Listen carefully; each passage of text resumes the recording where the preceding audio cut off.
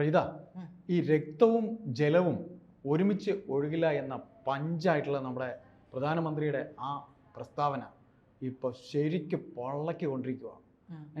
ഇപ്പൊ മുട്ടുമടക്കി നേരെ ഞങ്ങൾ വരാവേ ചർച്ചയ്ക്കെന്ന് പറയുന്ന ഒരു അവസ്ഥയിലേക്ക് എത്തി. അതെ, ഇന്ത്യക്ക് മുമ്പിൽ താന്നു കാല് പിടിക്കേണ്ട അവസ്ഥയായി. കാല് പിടിക്കുക തന്നെയാണ് ഇപ്പൊ ചെയ്തുകൊണ്ടിരിക്കുന്നത്. അത് ഏതൊക്കെ രീതിയിൽ അവർക്ക് ചെയ്യാമോ അതെല്ലാം അവർ ചെയ്തുകൊണ്ടിരിക്കുകയാണ്. ഇവന്മാർക്ക് ഇങ്ങനെ തന്നെ വേണം, തീർച്ചയായിട്ടും ഇങ്ങനെ തന്നെ വേണം എന്ന് പറഞ്ഞാൽ ഇതല്ല ദൈവമേ, ഇതിന്റെ അപ്പുറം ഇവനൊക്കെ വരണേ എന്നുള്ളതാണ്. നാടൻ ഭാഷയിൽ 28 പണിയൊക്കെയാണെന്ന് തോന്നുന്നല്ലേ? 28ന്റെ മേളിൽ വല്ലതും പണിയുണ്ടെങ്കിൽ അതാണ് ഇപ്പൊ കിട്ടിയിട്ടുള്ളത്. കാരണം സിന്ധു നദീജലം ഇല്ലാതെ പാകിസ്ഥാനിലുള്ള ഒരു കാര്യങ്ങളും നടക്കില്ല. മേജർ അവർ ആശ്രയിക്കുന്നത് ഈ നദിയിലെ ജലത്തെയാണ്. അപ്പോൾ ഇപ്പോൾ ഇന്ത്യ അവർക്ക് മുന്നിലേക്ക് വെച്ചിട്ടുള്ള കാര്യം എന്ന് പറയുന്നത് മസൂദ് അസർ ഉൾപ്പെടെയുള്ള പഹൽഗ്രാം ഭീകരാക്രമണത്തിന് അതിൽ ചേർന്നിട്ടുള്ള എല്ലാ ഭീകരരെയും ഇന്ത്യക്ക് കൈമാറണം എന്നുള്ളത് അത് ഒന്നൊന്നര ചെക്കാണ്. തീർച്ചയായിട്ടും ഒന്നൊന്നര ചെക്കാണ്. കാരണം കഴിഞ്ഞ ദിവസം മസൂദ് അസറിനൊപ്പമുള്ള 14ഓളം ഭീകരരെയാണ് ഇല്ലാതാക്കി തീർത്ത് കളഞ്ഞു. അപ്പോൾ ആ തീർത്ത് കളയലും മാത്രമല്ല, മസൂദ് അസറിന് 1 കോടി രൂപ നഷ്ടപരിഹാരം നൽകാൻ കൂടി ഇരിക്കുന്ന സർക്കാരാണ് ആര്? പാകിസ്ഥാന്റെ. ആ പാകിസ്ഥാൻ സർക്കാരിനോടാണ് നമ്മൾ പറഞ്ഞത് കുടിക്കാൻ വെള്ളമില്ലെങ്കിലും നോക്കിക്കോളും. അത് നോക്കും. അത് അവരുടെ ബ്ലഡിൽ അലിഞ്ഞു ചേർന്നിട്ടുള്ളതാണ്. അപ്പോൾ അത്തരത്തിലുള്ള ആളുകളാണ്. അപ്പോൾ ഈ 1 കോടി മരിച്ച ഭീകരർക്കും 1 കോടിയോ മറ്റോ നഷ്ടപരിഹാരം ധനസഹായം ഒക്കെ നൽകുന്നുണ്ട്. അവരെ പ്രൊട്ടക്ട് ചെയ്യുന്നുണ്ട്, അവരുടെ കുടുംബങ്ങളെ പ്രൊട്ടക്ട് ചെയ്യുന്നുണ്ട്. അല്ലല്ലോ. അതുകൊണ്ട് അവരുടെ മുമ്പിൽ നമ്മൾ വെച്ചിട്ടുള്ള പ്രധാന കറക്റ്റ് ചെക്കല്ലേ ഏട്ടാ. ഒന്ന് ആലോചിച്ച് നോക്കൂ. ഭീകരനെ വളർത്തുന്ന ഒരു രാജ്യം, അവർക്ക് ഇത്രയും മറ്റൊരു രാജ്യത്തിന് നേരെ ഈ ഭീകരന്മാർ എന്താ പറയാ ആക്രമണം നടത്തുന്നു. അതിനുള്ള തിരിച്ചടി വരുന്നു. ആ തിരിച്ചടി വരുമ്പോഴും ഇവന്മാര് പറയുന്നത് എന്താണ്? ഞങ്ങൾ ചെയ്തിട്ടില്ല, പങ്കില്ല. അവസാനം തിരിച്ചടി കിട്ടിക്കഴിഞ്ഞപ്പോഴേക്കും അയ്യോ പത്തോ പറഞ്ഞ് വരാൻ തുടങ്ങി. അപ്പോഴും അവർ ചെയ്യുന്നത് എന്താണ്? ഈ ഭീകരരുടെ എന്താ പറയാ മറ്റേ അവരുടെ ശരീരങ്ങൾ മറവ് ചെയ്യുന്ന സമയത്തൊക്കെ ചെന്നത് ഈ പറയുന്ന സൈനിക മേധാവിമാർ ഉൾപ്പെടെയുള്ളവരാണ് പാകിസ്ഥാന്റെ. അപ്പൊ ആ പാകിസ്ഥാന് മുമ്പിൽ വെക്കാവുന്ന ഏറ്റവും നല്ല ഒരു ചെക്ക് എന്ന് പറയുന്നത് ആദരവ് നേടുന്ന ആൾക്കാർക്ക് കൊടുക്കുന്ന പോലെയൊക്കെയുള്ള പാസിംഗ് ഔട്ട് അവർക്ക് അതായിരിക്കും. കാരണം എന്താണെന്നറിയാം, നമ്മൾ പറയില്ലേ ഒക്കത്തിനെ തീർത്ത് മേപ്പോട്ട് വിട്ടു എന്ന് പറയുമ്പോൾ അവരൊക്കെ ഹൂറികളുടെ അടുത്താണ് പോയത്. ഹൂറികളുടെ അടുത്ത് പോകുന്നു, അവിടെയുള്ള പാൽപ്പുഴയിൽ നീന്തിക്കുളിക്കുന്നു, മുങ്ങിത്തുടിക്കുന്നു. ഇനി ആകെ വല്ലാത്ത തലയാണ്. അപ്പൊ ഈ മുങ്ങിത്തുടിക്കാൻ മസൂദ് അസറിന് പോകാനായിട്ടുള്ള സാഹചര്യം അങ്ങ് എത്തിയിട്ടില്ല. അപ്പം മസൂദ് അസറിനെയും കൂടി ഇങ്ങ് കിട്ടിക്കഴിഞ്ഞാൽ നമ്മൾ ആ സാഹചര്യം ഒരുക്കി കൊടുക്കും. അതെ, കൃത്യമായിട്ട് ഇന്ത്യ ഒരുക്കി കൊടുക്കും. അപ്പൊ ഇത്രയും പേര് അങ്ങോട്ടേക്ക് ഹൂറികളുടെ അടുത്തേക്ക് പെട്ടെന്ന് വിടാമെന്നുണ്ടെങ്കിൽ അവരെ അധികം കാത്തിരിക്കണ്ടല്ലോ. അപ്പോൾ അത്തരത്തിലുള്ള ഒരു വൻ ചെക്കാണ്. ഇതിന് കൃത്യമായ ഒരു മറുപടി പാകിസ്ഥാനെ പെട്ടെന്നൊന്നും പറയാൻ പറ്റില്ല. അത് അറിഞ്ഞുകൊണ്ട് തന്നെയാണ് നമ്മുടെ ഭരണകൂടം, ഇന്ത്യൻ ഭരണകൂടം പാകിസ്ഥാന് മുമ്പിൽ ഇത്തരത്തിലൊരു ചെക്ക് വെച്ചത്. തീർച്ചയായിട്ടും ജയശങ്കർ നമ്മുടെ മന്ത്രി പറഞ്ഞിട്ടുണ്ട്, ഒരു പുനഃപരിശോധനയും ഇല്ല, ആ മരവിപ്പിച്ചത് തന്നെയാണ്. അതിർത്തി കടന്നുള്ള ഭീകര പ്രവർത്തനം പാകിസ്ഥാൻ പരിഹരിക്കുന്നത് വരെ സിന്ധു നദീജല കരാർ മരവിപ്പിച്ചിരിക്കുന്നത് പോലെ തന്നെ പോകും. ജമ്മു അതിർത്തിയിൽ ഉണ്ടായിട്ടുള്ള ഈ വിഷയത്തിൽ വെടിനിർത്തൽ നിലവിൽ വന്നതിനാൽ കരാർ പുനഃസ്ഥാപിക്കണമെന്ന പാകിസ്ഥാന്റെ ആവശ്യം പരാമർശിക്കുന്നു. ആ അവസരത്തിലാണ് ജയശങ്കർ ഇത്തരത്തിൽ അദ്ദേഹത്തിൻ്റെതായ, അതായത് ഇന്ത്യക്ക് എന്താ പറയാനുള്ളത് ജയശങ്കർ പറഞ്ഞു. അത് തന്നെയാണ് കൃത്യമായ നയങ്ങൾ ഇതുവരെയും പറഞ്ഞിട്ടുണ്ട്. പിഒകെയുടെ കാര്യത്തിലും കൃത്യമായിട്ടുള്ള നിലപാടുകൾ പറഞ്ഞിട്ടുണ്ട്. അപ്പൊ ഈ പറയുന്ന പാക് പ്രധാനമന്ത്രി ഷെഹബാസ് ഷെരീഫ് ഇപ്പൊ മോദി എന്താണോ നമ്മുടെ സൈനികരുടെ അടുത്ത് കാണിച്ചത് അതുപോലെ തന്നെ ഡിറ്റോ കോപ്പി കാറ്റ് എന്നൊക്കെ പറയുന്ന പോലെ അതുപോലെ കാണിച്ചിരിക്കുകയാണ്. അപ്പൊ അവിടെ ചെന്ന് ഈ പറയുന്ന പോലെ നമ്മൾക്ക് സംസാരിക്കാം എന്നൊക്കെ പറഞ്ഞെങ്കിലും ഇന്ത്യ കൃത്യമായ കാര്യങ്ങളാണ് പറഞ്ഞിട്ടുള്ളത്. ഒന്ന്, പാക് അധീന കാശ്മീർ, അതിലൊരു വിട്ടുവീഴ്ചയില്ല. തീർച്ചയായിട്ടും പാക് അധീന കാശ്മീർ അല്ല, അത് ഇന്ത്യയുടേതാണ്.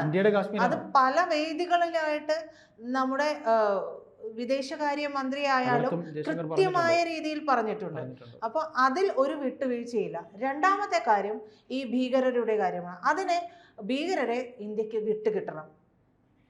അവരായിട്ട് ഹൂറികളുടെ അടുത്ത് ഇന്ത്യയോടാണല്ലോ പ്രശ്നം. ഈ പഹൽഗാമിൽ ചെയ്ത ഈ ഭീകരന്മാരെ തിരിച്ച് കിട്ടുക തന്നെ വേണം. അതിപ്പോ ഇവർ ഒളിപ്പിച്ചിരിക്കുകയാണ്, തീർച്ചയായിട്ടും ഇവർ ഒളിപ്പിച്ചിരിക്കുക. അതെ, അതല്ലാതെ വേറെ അല്ലെങ്കിൽ ഇത്രയും ഒരു അന്വേഷണം നടത്തി നമ്മുടെ റഡാറിൽ പോലും പിടിക്കാത്ത രീതിയിൽ എവിടെയാണ് ഇവന്മാർ ഒളിച്ചിരിക്കണം എന്നുള്ള കാര്യം അടുത്ത് തന്നെ റഡാറിൽ വീഴും. ഇന്ത്യയുടെ റോയൊന്നും വെറുതെ ഇരിക്കുകയല്ലോ, കൃത്യമായ പോയിന്റ് ഔട്ട്. ഇത് ആരെങ്കിലും അറിഞ്ഞോ? അതുകൊണ്ടാണ് പല രാജ്യങ്ങളിലും ഈ ഭീകരന്മാർ ഇപ്പോൾ എന്താ പറയുക ചത്ത് മലച്ച് വീഴുമ്പോൾ എല്ലാവരും പറയും അത് റോയാണ്. പണ്ടൊക്കെ പറയും മൊസാദാണ്, ഇപ്പൊ പറയും റോയാണത്. ഈ പാകിസ്ഥാന് പുച്ഛമായിരുന്നു തോന്നുന്നു അല്ലേ? നമ്മുടെ ഇതൊക്കെ ആ പുച്ഛമൊക്കെ ഇപ്പൊ എന്റെ ആണവത്തെ പറ്റി ഒന്നും പറയാനില്ല. തീർച്ചയായിട്ടും ആണവത്തിലെങ്കിൽ നമ്മളെ തീർത്തുകളയെന്നാ പറഞ്ഞത്. അതെ, ആണവ. അപ്പൊ തിരിച്ചു മോദി അപ്പോഴും ചോദിച്ചു എന്താ ഇന്ത്യയുടെ കയ്യിലുള്ള ആണവായുധം ദീപാവലിക്ക് പൊട്ടിക്കാനുള്ളതാണ്. ഷാർപ്പ് മറുപടിയാ ചോദ്യം. ഇതിലും വലിയ മറുപടി ഇതിലും വലിയ ഉത്തര സ്വപ്നങ്ങളിൽ മാത്രം പറയുന്ന പോലെ. അപ്പോ ഈ സിന്ധു നദീജലവുമായി ബന്ധപ്പെട്ടിട്ടുള്ള ആ കരാർ റദ്ദാക്കുക എന്നത് അത് അവർക്ക് കിട്ടാവുന്നതിൽ വെച്ച് ഏറ്റവും വലിയ അടി തന്നെയാണ്. അതുകൊണ്ടാണ് അതിൽ നമുക്ക് സംസാരമാകാം എന്ന് ഷെഹബാസ് ഷെരീഫ് ഉൾപ്പെടെയുള്ളവർ പറയേണ്ടി വരുന്നത്. പക്ഷെ ഇന്ത്യ വച്ചിരിക്കുന്ന ഈ പറയുന്ന കാര്യം എന്ന് പറയുന്ന അതിൽ അവർക്ക് ഇപ്പോൾ ഒന്നും പറയാൻ പറ്റില്ല. കാരണം ഇത് രണ്ടും ജീവശ്വാസമാണ് പാകിസ്ഥാന്റെ. അതായത് കാശ്മീർ പിടിച്ചെടുക്കുക എന്നുള്ളതും ഭീകരരെ സപ്പോർട്ട് ചെയ്യുക എന്നുള്ളതും ഈ പറയുന്ന പാകിസ്ഥാനെ സംബന്ധിച്ച് അത് അവരുടെ നട്ടലുമൊക്കെയാണ്. അല്ല, ഈ രണ്ട് കാര്യങ്ങളും വെച്ചിട്ട് കുടിക്കാൻ വെള്ളം വേണോ, അതേ ഇനി ഭീകരരെ രക്ഷിക്കണോ, കാശ്മീർ വേണോ, അത് കുടിക്കാൻ വെള്ളം ഇല്ലാതെ അവർ മരിച്ചു വീണാലും അവർക്ക് മേളിൽ ചെല്ലുമ്പോൾ ഞാൻ പറഞ്ഞില്ലേ ചേട്ടാ, വെറുതെ പറഞ്ഞതല്ല, അവരെ കാത്ത് ഒരാളെ കാത്ത് ഒരു 19 ഹൂറികളെങ്കിലും ഉണ്ടാകുമെന്നാണ് പറയുന്നത്. എനിക്ക് അതൊന്നുമല്ല മനസ്സിലാവും. ഈ സാധാരണക്കാരൻ മരിച്ചു വീഴുമ്പോഴേ ഈ സ്ത്രീകളുടെ അടുത്ത് ഹൂറികൾ പോയിട്ട് കാര്യമില്ലല്ലോ. ആണുങ്ങളുടെ അടുത്താണെങ്കിൽ പോട്ടെ എന്ന് വയ്ക്കാം, ഈ സ്ത്രീകളുടെ അടുത്ത് ഹൂറികൾ പോയിട്ട് എന്ത് ചെയ്യാൻ? അല്ല, എന്റെ ഒരു സംശയം, ഇത് ആഭ്യന്തര കലഹം ഉണ്ടാവില്ലേ? അവിടെ ആഭ്യന്തര കലഹം ഉണ്ട്, അവിടെ ഉണ്ട്. അവിടെ നേരത്തെ നമ്മളൊരു ചർച്ചയിൽ പറഞ്ഞല്ലോ, പൊളിറ്റിക്കൽ ലീഡർഷിപ്പും ആർമി ലീഡർഷിപ്പും തമ്മിലുള്ള അന്തരം, ആ ഒരു തമ്മിലുള്ള കലഹം അത് എല്ലാ കാലത്തും പാകിസ്ഥാൻ പോലൊരു രാജ്യത്തുണ്ട്. അതുകൊണ്ടാണ് പലപ്പോഴായിട്ട് വരുന്ന ഭരണകൂടങ്ങളെ അട്ടിമറിക്കുന്നത്. ആര്? സൈനിക നേതൃത്വം അട്ടിമറിക്കുന്നത്. യാതൊരു പങ്കുമില്ലല്ലോ. ഇല്ല, അവർ അങ്ങനെ രാഷ്ട്രീയ നേതൃത്വം പറയുന്നത് അനുസരിക്കുന്ന ഒരു ഇതുമല്ലല്ലോ, അങ്ങനെയല്ല. അപ്പൊ ഈ പറയുന്ന ഭീകരരെ തമ്മിൽ കൈമാറണം എന്ന് പറയുമ്പോൾ രണ്ട് തരത്തിൽ DGMO തല ചർച്ച വീണ്ടും നടത്താൻ തയ്യാറാണ് എന്നുള്ളതാണ് പാകിസ്ഥാൻ അറിയിച്ചിട്ടുള്ളത്. ഞായറാഴ്ച നടക്കുമെന്നൊക്കെ പാകിസ്ഥാൻ പറയുന്നുണ്ട്. പക്ഷെ ഇന്ത്യ ഇതൊന്നും അംഗീകരിച്ചിട്ടില്ല. ഇതുവരെ അവർ കഥകൾ മെനഞ്ഞു. അവരുടെ പല ഇടങ്ങളും നമ്മൾ നശിപ്പിച്ചു, മതകേന്ദ്രങ്ങൾ നശിപ്പിച്ചു എന്നൊക്കെ പറഞ്ഞ് എന്തെല്ലാം കഥകൾ, വ്യാജമായിട്ടുള്ള വാർത്തകൾ ഇവരെ പിന്തുണയ്ക്കുന്ന അന്താരാഷ്ട്ര മാധ്യമങ്ങളിൽ വരെ ഇവർ പടച്ചുവിട്ടിട്ടുണ്ട്. അപ്പോൾ അതിനെല്ലാം കൃത്യമായിട്ട് 1 by 1 എന്ന് പറയുന്നത് പോലെ കൃത്യമായ തെളിവുകൾ നിരത്തി, അതെ, എങ്ങനെ കൃത്യമായ തെളിവുകൾ നിരത്തിയിട്ടാണ് കൊടുത്തിട്ടുള്ളത്. അതുകൊണ്ട് വായടഞ്ഞു. ഇപ്പോഴവർ വീണ്ടും പറഞ്ഞുകൊണ്ടിരിക്കുകയാണ് നമ്മൾ ചർച്ചകൾ DGMO തല ചർച്ചകൾ നടത്താൻ തയ്യാറാണ് എന്നൊക്കെ അവർ പറയുകയാണ്. പക്ഷേ അതും ഇന്ത്യ അംഗീകരിക്കുന്നില്ല. അതായത് ഇന്ത്യക്ക് മുമ്പിൽ കൃത്യമായി പഞ്ചപുച്ഛം അടക്കി നിൽക്കാതെ ഇനി പാകിസ്ഥാന്റെ മേലിൽ ഈ സിന്ധു നദീജല കരാറുമായി ബന്ധപ്പെട്ടുള്ള ഒരു അടവ് നയങ്ങളും പോകില്ല, തന്നെ വിലപ്പോവില്ല. അതായത് അവർക്ക് മുട്ടുമടക്കേണ്ടി വരും. ഇതിനകം തന്നെ പാകിസ്ഥാൻ സത്യത്തിൽ അവരുടെ പല നേവൽ ബേസുകളും എല്ലാം തകർന്ന് തരിപ്പണമായിട്ടുണ്ട് എന്നുള്ളതാണ് വിവരം. ഇനിയും പാകിസ്ഥാന് എണീറ്റ് നിൽക്കാൻ ജീവനില്ല. പക്ഷേ ഞങ്ങൾ ഭീകരവാദത്തെ പിന്തുണയ്ക്കൂ എന്നുള്ളതാണ് അവരുടെ നിലപാടെങ്കിൽ അവർ ഇനിയും പഠിക്കേണ്ടിയിരിക്കുന്നു. അവരെ പാഠം പഠിപ്പിക്കാൻ ഇന്ത്യ തയ്യാറുമാണ്. ഇന്ത്യ കൃത്യമായി തന്നെ പറഞ്ഞിട്ടുണ്ട്, ഭീകരതയ്ക്കെതിരെ എന്നും ഇന്ത്യ നിലകൊള്ളും എന്ന് തന്നെയാണ് പറയുന്നത്. അതുകൊണ്ട് തന്നെ ഭീകരതയ്ക്കെതിരെ നിൽക്കുന്ന എല്ലാ രാജ്യങ്ങളും ഇന്ത്യക്ക് ഒപ്പം തന്നെ നിൽക്കുകയുള്ളൂ. എന്തായാലും ഈ സിന്ധു നദീജല കരാർ റദ്ദാക്കിയത് പോലുള്ള ഒരു കർശന നടപടി, ഇതുപോലൊരു മറുപടി ഇനി പാകിസ്ഥാന് കിട്ടാനില്ല.